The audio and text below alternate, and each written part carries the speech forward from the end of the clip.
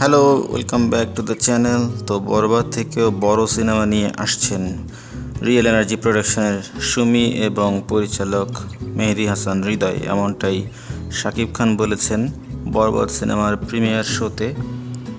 Star সিনেপ্লেক্সের Uttara ব্রাঞ্চে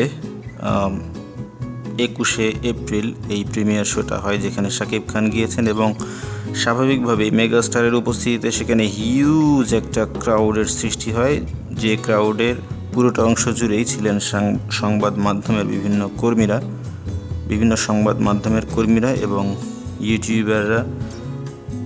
তিল ধারণের ঠাঁই ছিল না, প্রচুর ক্যামেরা বুম একদম ঘিরে ধরেছিল শাকিব খানকে এবং প্রযোজক এবং পরিচালককে। হিউজ একটা ক্রাউড আমরা দেখলাম গতকাল এই প্রিমিয়ার শোতে। তো শাকিব খান সেখানে অনেক কথাই বলেছেন।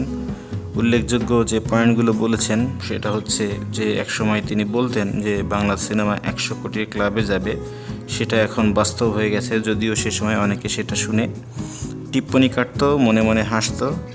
এমনকি হিমেল আশরাফ পরিচালক, তিনি নিজেও কিন্তু এই কথা বলেছেন যে বাংলা সিনেমা দেশে বিদেশে চলবে, অনেক টাকা আয় করবে, বিদেশি হলিউডের সিনেমার পাশাপাশি বাংলা সিনেমা চলবে। এটা তিনিও হয়তোবা ওই সময় বিশ্বাস করতে চাননি, কিন্তু আজ সেটাই বাস্তব। এখন বাংলা সিনেমা হলিউডে, ইউরোপে এবং অস্ট্রেলিয়ায় বিভিন্ন হলিউড সিনেমার পাশাপাশি চলছে, ভালো চলছে, হাউসফুল দিয়ে চলছে।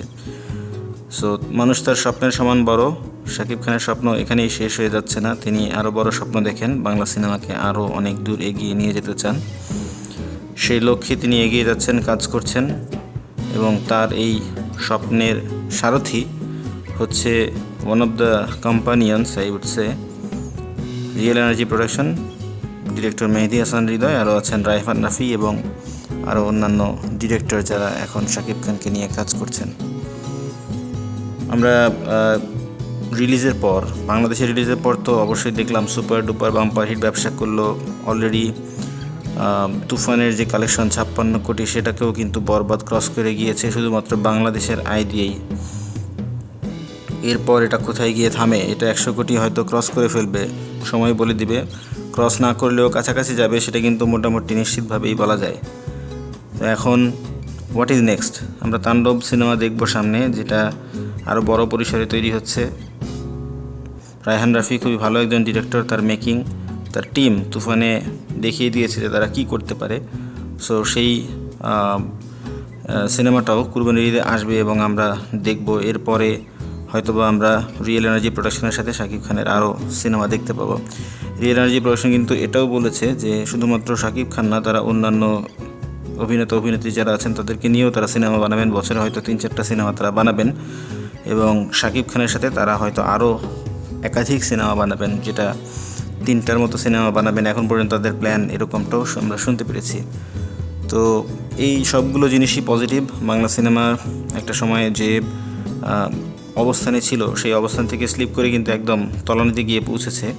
তলানি থেকেই এখন ছাই ধুলো সরিয়ে আস্তে আস্তে আবার উঠে দাঁড়ানোর চেষ্টা করছে। সম্মিলিতভাবে সিনেমা হল এবং প্রযোজক আর অভিনেত্রী সবার সম্মিলিত প্রয়াসেই এই ধ্বংসস্তূপ থেকে সিনেমা হয়তো আবার মাথা তুলে দাঁড়াতে পারে। কিন্তু এখানে সবচেয়ে কি স্টেক হোল্ডার হচ্ছে দর্শক যদি ভালো সিনেমা দেখে, সাপোর্ট দেয়, যেটা এই রোজার ঈদের সিনেমাগুলোতে তারা দিয়েছে, তাহলেই সম্ভব বাংলা সিনেমাকে আবারও পুনরায় পুরনো জায়গায় ফেরত নিয়ে যাওয়া। তো ভিডিও কেমন লাগলো অবশ্যই জানাবেন। ভিডিও যদি ভালো লাগে লাইক করবেন, শেয়ার করবেন, আর আমাদের চ্যানেলে যদি নতুন হয়ে থাকেন অবশ্যই সাবস্ক্রাইব করবেন। কথা হবে পরবর্তীতে অন্য কোনো ভিডিওতে। Till then, tata.